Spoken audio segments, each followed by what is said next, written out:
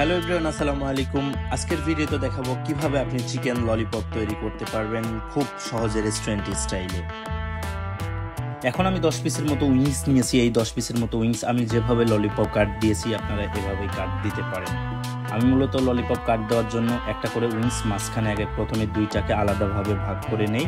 নেওয়ার পরে মাংসগুলো আস্তে আস্তে ছাড়িয়ে উপরে যে মাংসটাকে হাত দিয়ে চাপ দিয়ে মাংসটাকে প্লট দিয়ে দেই বা উল্টা করে দিলেই তাহলে আমাদের ললিপপ কাট তৈরি হয়ে যায়।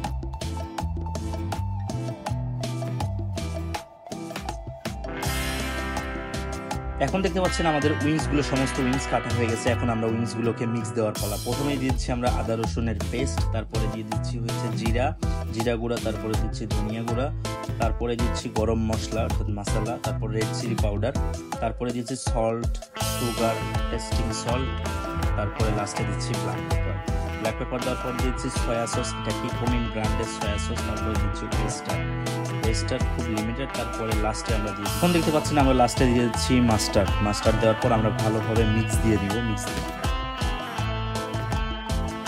তারপর চিকেনগুলো ভালোভাবে মিক্স দেওয়ার পর আমরা একটা পাত্রতে একটা ডিম ভেঙে নিচ্ছি। ডিম ভেঙে নেওয়ার পরে এখানে হালকা কিছু পানি অ্যাড করবো, কারণ ডিমটা অনেক ঘনত্ব থাকে, তাই একটু পানি দিয়ে এটার লিকুইডটাকে একটু বাড়িয়ে নিতে হবে। তারপর একটু ময়দার মধ্যে সমস্ত আমাদের যে উইংসগুলো আমরা ললিপপ আকারে কেটেছি সেগুলো আমাদের নিয়ে নিতে হবে। নিয়ে ময়দার মধ্যে হালকা একটু ময়দা লাগাতে হবে যাতে ডিমটা প্রপারলি এর গায়ে লাগতে পারে।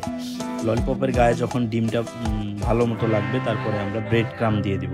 ব্রেড ক্রাম দিয়ে সুন্দরভাবে ললিপপ আকারে আকৃতি দিয়ে দেব। প্রত্যেকটা ললিপপ অর্থাৎ প্রত্যেকটা উইংসকে আমরা এভাবে কোটিং করব। করার পরে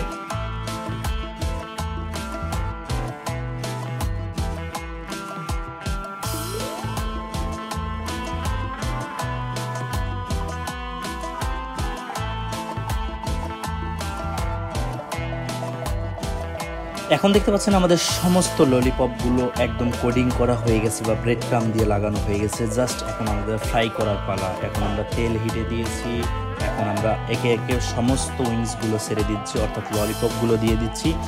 হিটটা খুব বেশি হওয়া যাবে না, একদম হালকা হিটে আস্তে আস্তে ফ্রাই করতে হবে, কেননা এটা ব্রেড ক্রাম থাকে।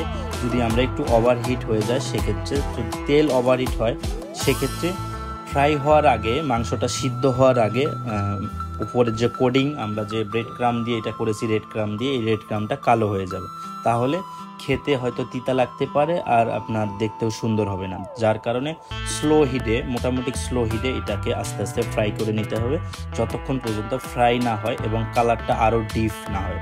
যখন একদম ডিপ হয়ে যাবে, ললিপপগুলো সবগুলো তেলের উপরে ভেসে উঠবে, তাহলে আমরা বুঝে নেব যে আমাদের ললিপপটা টোটালি প্রপারলি কুক হয়েছে বা টোটালি ফ্রাই হয়েছে। তো আমরা এভাবে যতক্ষণ না ফ্রাই করা হচ্ছে ততক্ষণ আমরা ফ্রাই করে নেব আস্তে আস্তে।